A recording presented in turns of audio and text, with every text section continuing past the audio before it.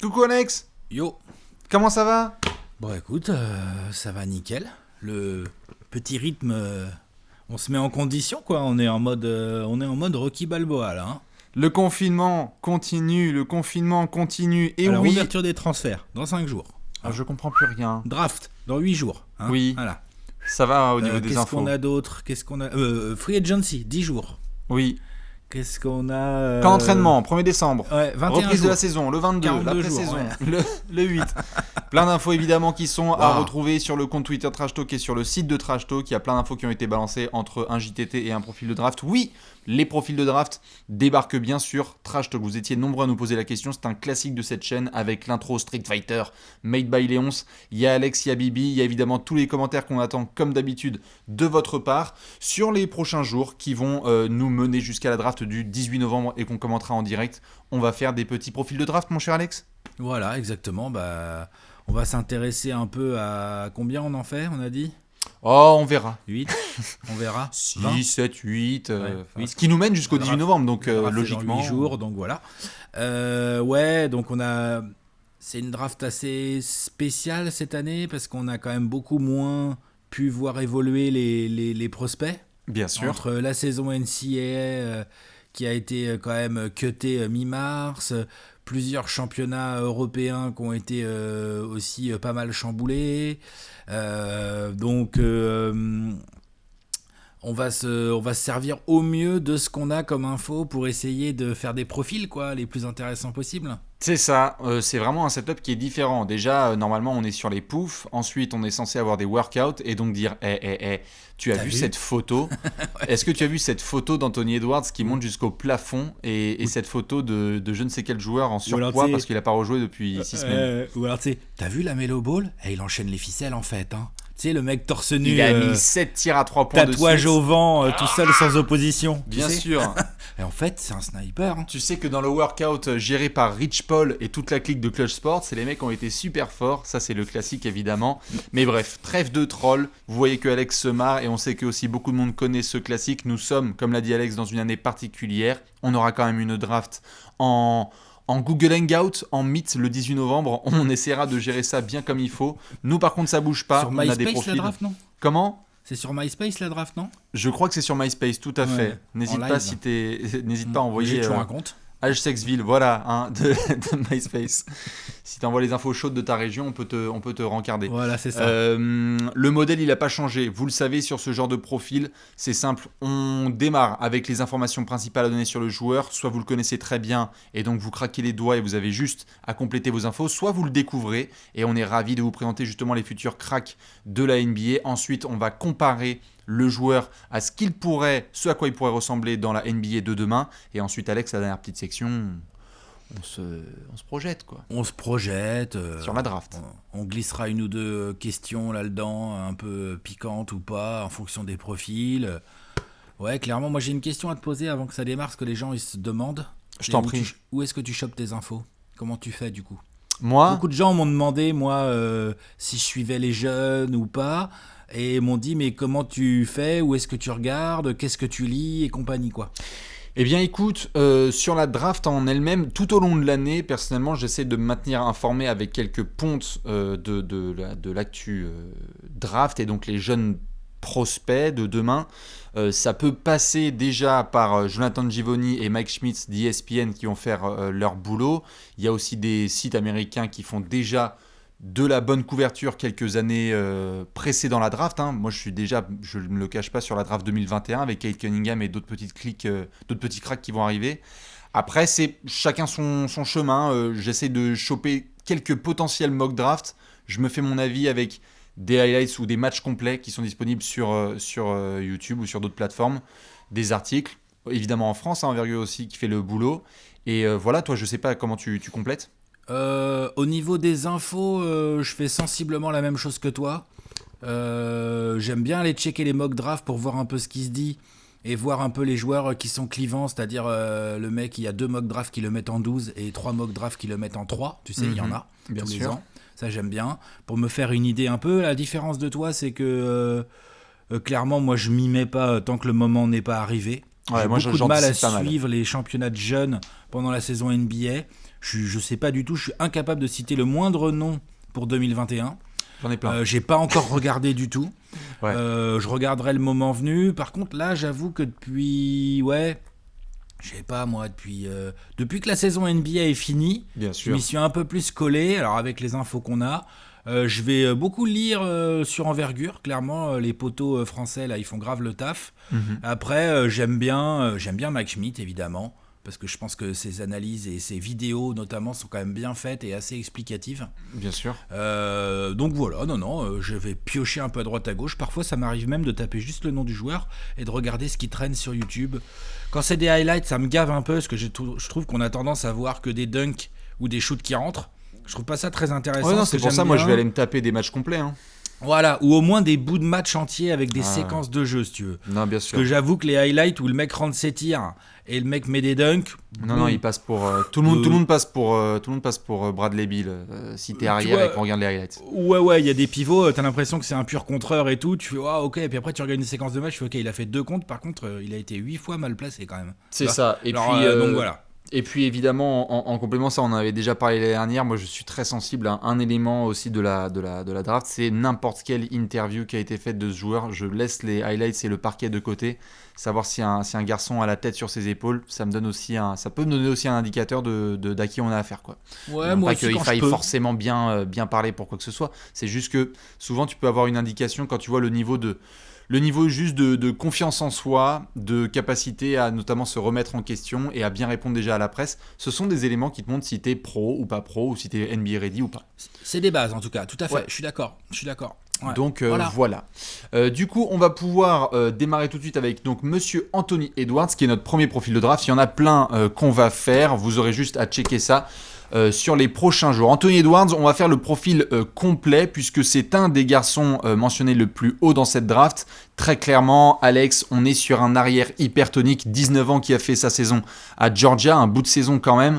On est sur un potentiel arrière très fort offensivement. Je grossis le trait et on va se compléter là-dessus. Ouais, bah disons que déjà, costaud, la bonne taille pour le poste, les bons gros kilos qu'il faut alors qu'il a que 19 ans, ou c'est ça, il a 19 ans lui, je crois. On est bien sûr dans l'intro de Léon, on a mis 1m97 pour plus de 100 kg. Hein. Ouais, et c'est vraiment ça. 19 ans, quand je dis il a 19 ans, il les a eu en août là. Donc, ouais. C'est vraiment il est jeune, tout juste 19 ans. Mm-hmm. Grosse envergure des longs bras, d'après ce que j'ai pu lire et voir. Donc déjà, les attributs physiques, monsieur est bien servi par la nature, tu vois. Ça, c'est sa qualité numéro 1. Au basket, on peut dire ce qu'on veut, mais la génétique, ça aide. Nous, on vient de se taper un top 100. Tu sais qu'il n'y a pas beaucoup de mecs pas athlétiques dans les 20 premières places. Non, c'est sûr. Mais il n'y en a pas beaucoup. Il y en a, mais ils sont pas nombreux, c'est clair. Voilà. Dès qu'il arrive en NBA, salut Larry. Salut Dirk, salut Larry. Comme d'hab. C'est vrai que, notamment un point que tu mentionnes là sur le côté athlétique, Anthony Edwards se présente comme un des plus gros freaks athlétiques de cette draft entre détente, agilité, mobilité, etc. Il y a eu beaucoup de mesures qui ont été faites sur lui en se disant genre wow, en termes d'explosivité c'est très chaud, surtout que on est, pour rappel, dans une année particulièrement floue où des franchises aimeraient avoir un joueur capable de cartonner tout de suite en NBA. Si tu le choisis assez haut, c'est aussi pour qu'il puisse ne pas se taper un rookie wall dès ses premières semaines en se disant waouh, je suis pas prêt physiquement. Anthony Edwards, il débarque demain matin dans un contexte NBA, il joue physique. Il joue physique, il va vite, il a le premier pas, il a la détente, il a la puissance. Tu vois, il n'a pas besoin. Anthony Edwards, dans 42 jours, il y a la saison qui reprend. Si tant est qu'il soit en forme, tu vois, genre en poids de forme, parce que moi, j'ai pas vu Anthony Edwards sur un terrain depuis un bail, là. Mais tu sais qu'il est NBA ready, tu sais qu'il a le body et les qualités athlétiques pour jouer tout de suite. Bien sûr. Ça a été notamment un des points qui a été mentionné, c'est marrant que tu dis ça puisqu'on fait le profil complet. Athlétiquement, il y a rien à redire.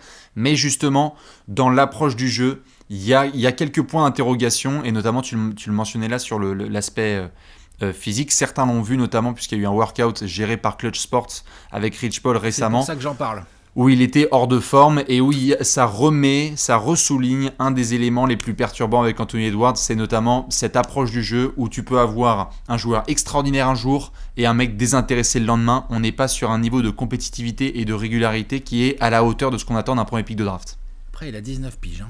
tout à fait. Je sais qu'on va le dire souvent, ça, mais à part quelques exceptions, genre, je sais pas moi, Kobe ou LeBron ou des gars comme ça, Luka Doncic.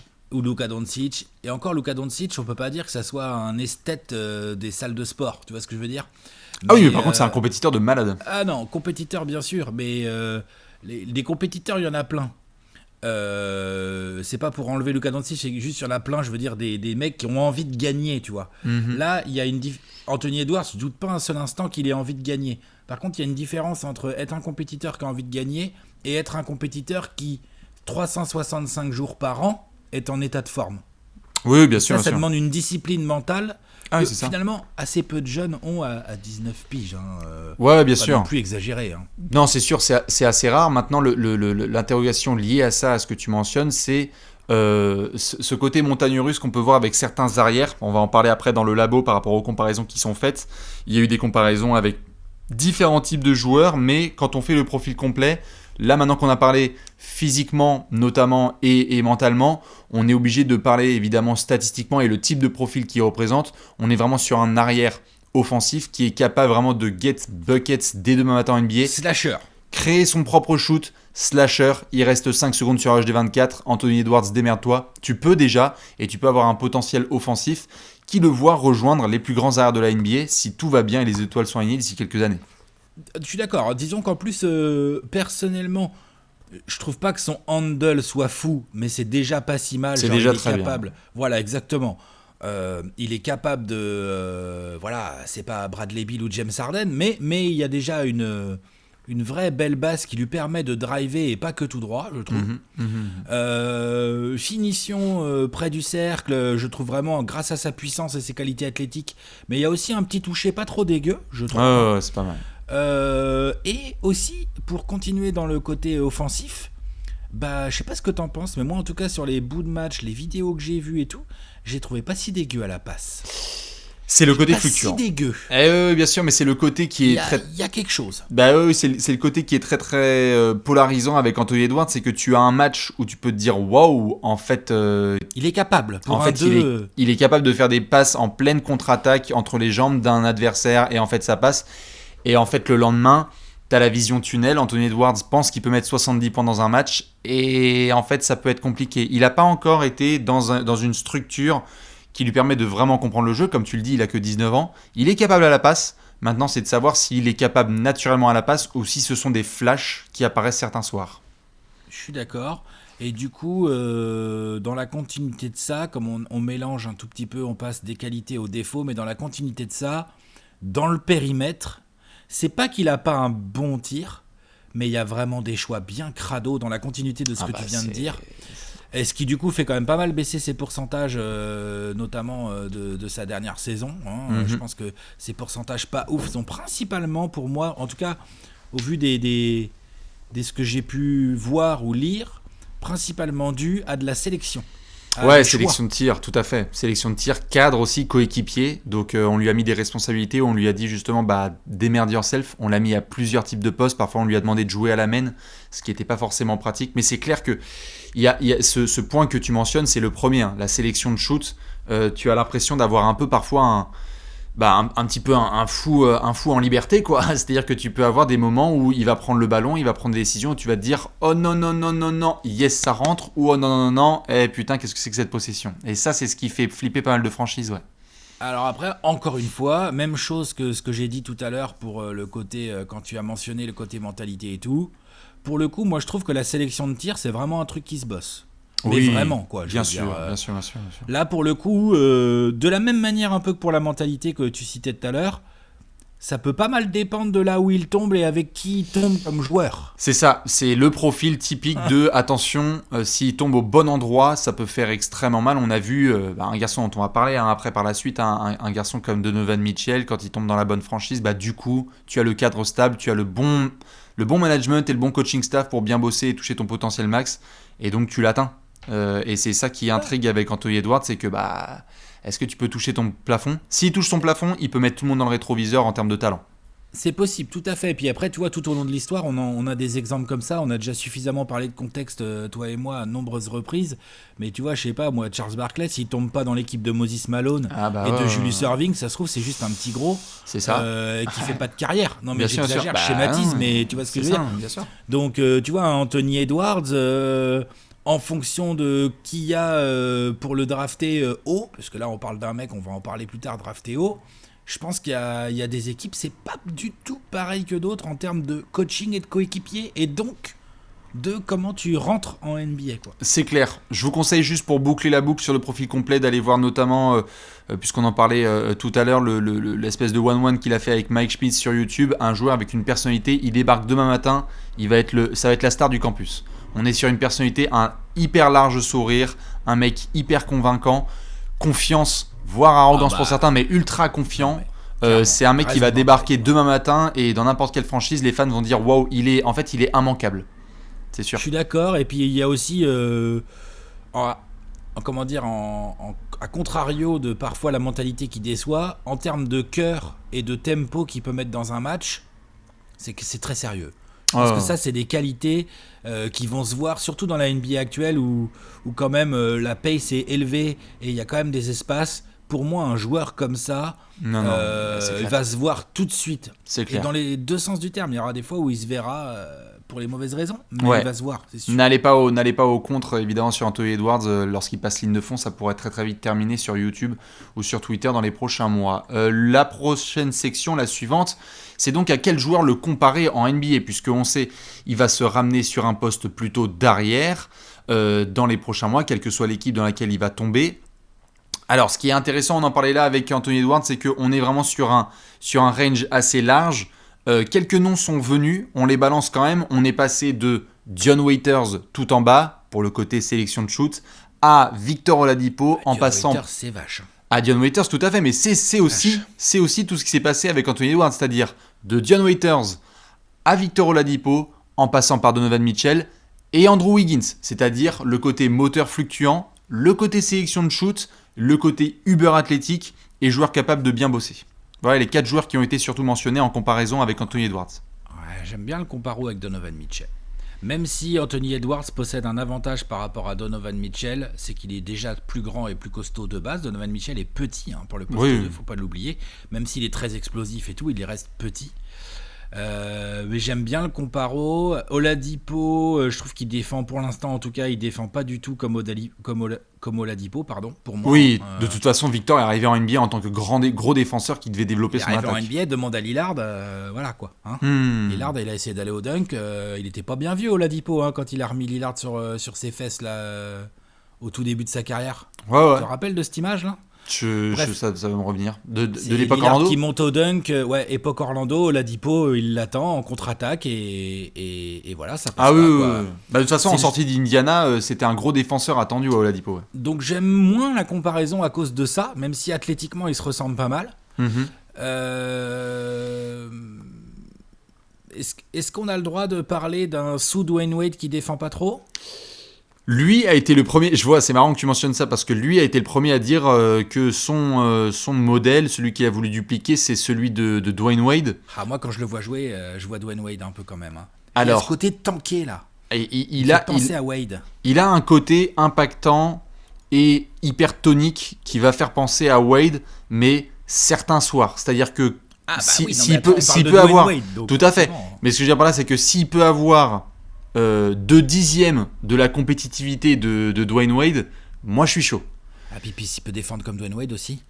Exactement. Wade, attention. Non, moi je parle juste de profil physique. C'est-à-dire que la première fois quand je l'ai vu, les premiers pas, les appuis, la façon de courir et le côté, il est un peu plus grand que Dwayne Wade, mais il a le côté tanké pareil là. C'est des bestiaux quoi. Faut bien comprendre. Anthony Edwards, l'impression qu'il a 25-26 piges, Anthony Edwards sur le parquet. C'est vraiment un bestiau. Je pense que lui, Anthony Edwards, au poste bas, campé sur ses jambes. Je pense qu'en fait il n'y a pas beaucoup d'arrières qui vont le faire reculer en NBA déjà, très clairement. C'est un bestiau. Il y a un truc avec Wade que je peux comprendre, mais tout petit peu plus porté. Non mais c'est juste que par exemple par rapport au style de jeu, Wade était très très tôt rapidement porté vers le end one, attaque de l'arceau, slasher. Là où la comparaison aussi, elle a eu lieu avec notre ami Dion Waiters, c'est dans la sélection de shoot et cette capacité à voir souvent Edwards se dire attends, il reste 5 secondes sur l'horloge, laisse-moi prendre un step back de 12 mètres avec deux mains dans la gueule. C'est Dion Wade, quoi. C'est ça. En fait. C'est ça. C'est ça. Ouais, c'est un peu Dion Wade. Donc, non, très clairement, c'est un petit peu la comparo qui a été faite avec lui, alors que le soleil, je m'occuperai du rideau. Il y a une lumière divine sur le plus grand livre de basketball de tous les temps. Je crois que le soleil a dit oui. Ouais. Je tirerai le rideau, évidemment, après. Mais, quoique, je vais le faire même maintenant, comme ça, on va être peinard. Mais oui, toi, juste, je te pose la question pendant que je vais aller me fermer le rideau. Toi, tu le mettrais sur quel radian entre, par exemple, un Dwayne Wade, justement, et un Oladipo Donovan Mitchell? Vraiment plus sur le radian Donovan Mitchell, qu'on a lui aussi d'ailleurs pas mal comparé à Dwayne Wade, pour ses qualités offensives, pour son côté explosif, tonique, bien tanké. Donc ouais, je disais, Bastien, je le mets plus sur le radian Donovan Mitchell, qui d'ailleurs lui aussi on compare pas mal à Dwayne Wade. Ouais. Mais pas pour la défense, plutôt pour le côté tonique, offensif, explosif d'un côté du terrain. Donc non, je le mets vraiment, pour moi il y a un côté Donovan Mitchell, mais plus grand et plus stock. Ok, très bien. Et bien dites-nous à ça, il est grand, Anthony. Ouais, 1m97 avec ce poids et ces bras-là, ça peut vraiment aider. Dites-nous à qui vous fait penser. Évidemment, Anthony Edwards, on a fait le profil complet avec les qualités et les défauts. On l'a comparé à des joueurs de NBA. Maintenant, évidemment, on va se pencher sur la dernière section la plus importante, j'ai envie de dire. Quelle place à la draft? Où est-ce qu'on va le retrouver? Pour le moment, Anthony Edwards, il est projeté sur les places 1, 2, 3. J'ai envie de dire quasi assurance de le voir sur le podium. Ce serait très très très très impressionnant de le voir chuter de ce podium, sachant qu'on rappelle il y a les Wolves, les Warriors et les Hornets. Faisons le point un petit peu et peut-être penchons-nous sur cette possibilité de premier pick. Bah déjà voilà, c'est toute la question. Ouais. Est-ce que top 3, je suis d'accord avec toi. Et même s'il y a de nombreux trades, parce qu'il y a beaucoup de rumeurs, les Wolves, qu'est-ce qu'ils vont faire? Les Warriors, qu'est-ce qu'ils vont faire? Tout ça, machin. Donc ça se trouve, les Wolves, ils vont trade down. Qui va se retrouver first pick du coup? Et ainsi de suite. Mais même s'il y a de nombreux trades, je ne le vois pas sortir du top 3, je suis d'accord avec toi. Mais du coup, la question c'est, est-ce que c'est sûr c'est le first pick, Anthony Edwards? Non. Non? Non, je pense pas. Enfin, je veux dire, est-ce que c'est sûr c'est le question. Bien sûr, mais la question, c'est elle est tournée. Est-ce que c'est le first pick en termes de talent? Est-ce que c'est le first pick? Non. Est-ce que c'est sûr c'est lui qui va être pris en first pick? Non, je pense pas. Ok. Je pense qu'il existe une réelle possibilité, et j'en parlais notamment dans le JTT, dans le Daily Draft Recap de la veille, que les Wolves peuvent tout à fait prendre un garçon dont on va parler par la suite, qui s'appelle LaMelo Ball, et qui peuvent essayer de générer beaucoup d'attractions au niveau des transferts potentiels. Les Wolves peuvent, comme tu l'as dit, faire un transfert avec ce premier pick et dire en fait on prend LaMelo Ball, mais on ne le conserve pas. Si le pick est conservé, pour moi tu prends Anthony Edwards. D'accord, ok, je comprends ce que tu veux dire. Donc on est quand même d'accord, c'est pas comme l'année dernière avec Zion, où genre qui que ce soit qui avait le first pick allait prendre Zion. Ouais. Zéro consensus, c'est le mot, c'est clair, c'est le mot clair de cette draft, il y a zéro consensus. Toi tu le mets numéro 1, Anthony Edwards? Oui, je pense que je le mets numéro 1 parce que les hypothèses de trade éventuelles que j'ai dans ma petite tête, dont je parlerai peut-être un jour si on fait une mock draft, m'emmènent à chaque fois vers un trade qui finit avec du Anthony Edwards. En gros, à chaque fois, j'ai l'impression que les équipes qui pourraient trader pour monter, ce serait pour prendre Anthony Edwards, quoi. Tu vois ce que je veux dire? Ouais, je vois. Donc j'ai l'impression qu'il est presque sûr d'être first pick. Voilà. Ok, très bien. Mais effectivement, c'est pas du tout un consensus comme l'année dernière où genre tu regardes même pas qui c'est l'équipe qui se récupère le choix 1, tu sais que c'est Zion. C'est ça. On n'est pas tout à fait sur le même type de draft. Dans tous les cas, on est sur ces ranges-là, 1, 2, 3. Les fans des Wolves, dites-nous si vous le voyez chez vous, parce qu'évidemment, après, il y aura des interrogations. Jeune coach, Ryan Saunders, jeune formation, Karl Anthony Towns, D'Angelo Russell. Est-ce qu'un joueur comme Anthony Edwards peut bien s'articuler avec ce genre de profil-là, avec un pivot qui a besoin de ballon, avec un meneur qui a besoin de ballon? Ça peut faire tout de suite ça peut créer des galères du côté de Minnesota. C'est pour ça aussi qu'on est tous là à regarder les Wolves et à dire putain, je suis pas sûr qu'ils soient super excités à l'idée d'avoir le first pick de la draft 2020.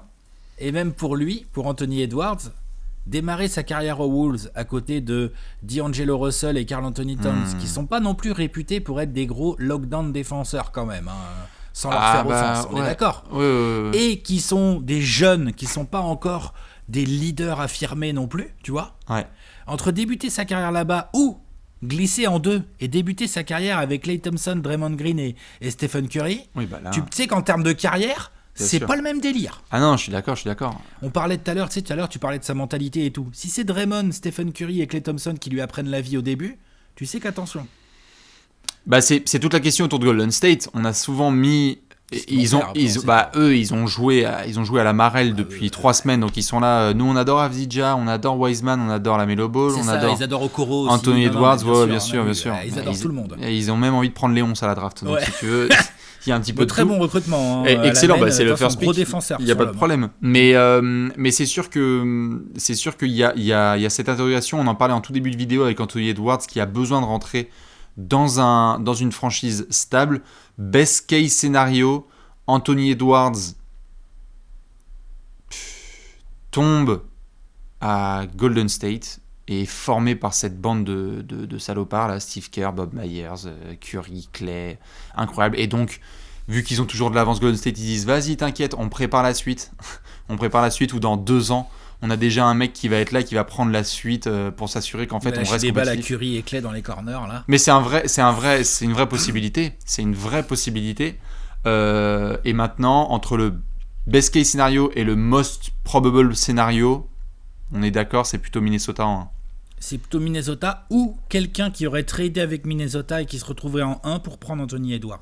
Tu verrais une franchise, toi, être capable de vraiment faire bouger les Wolves avec une pièce hyper intéressante pour les faire lâcher le premier pick? Putain, je vois pas beaucoup. Non, il y en a pas des masses. Ou alors, faudrait vraiment que les Wolves aient un plan qui nous surprenne de ouf, quoi, tu vois. Ouais. Est-ce que les Hornets ont envie de faire ça? Mais avec quelle pièce, quoi? Non, ça marche pas. Non, c'est pas... Mais par contre, tu vois, là, peut-être qu'on le voit pas, mais ça veut pas dire que ça existe pas. Hein, parce que c'est vraiment une draft, je pense, sur laquelle il va y avoir des surprises. Bah, c'est pour ça. Surprises. Tout à fait. C'est pour ça que, notamment, pour ceux qui l'avaient vu dans les dernières rumeurs dont je parlais hier soir, le Thunder, avec leurs assets de pick de malade dans tous les sens, pourrait carrément appeler les Wolves. Apparemment, ça a déjà été fait. Pour appeler les Wolves et voir si OKC peut arriver en premier choix de la draft. Voilà, au calme, Presti. Au calme, en même temps. Presti, l'autre, il a des pics de draft. Ah non, mais ça, je suis d'accord. Hein. Il a tout. Il arrive et il dit tiens, prenez tous ces pics-là. Moi, je prends Anthony Edwards et Shai Gilgeous. La reconstruction, c'est bon, elle est faite. Hein. C'est vrai que. Ouais, faudra peut-être qu'il lâche Shai Gilgeous quand même. Hein. Mais bon. Ouais, certainement. Ça, après, ce sera peut-être la pépite. On verra. On n'y est pas. On est bien d'accord. Dans tous les cas, dites-nous ce que vous pensez de monsieur Anthony Edwards, arrière hypertonique et attendu dans les 3 premières places de la draft 2020. Avec Alex, on a fait le profil complet. J'ai envie de dire, Alex, que nous, on va se retrouver demain avec un nouveau petit profil. Allez, on enchaîne. Je crois que ça va être ça. Évidemment, on fait plein de bisous. On vous souhaite une très bonne journée et à demain pour un nouveau profil de draft 2020. Des bisous bonne journée. Ciao.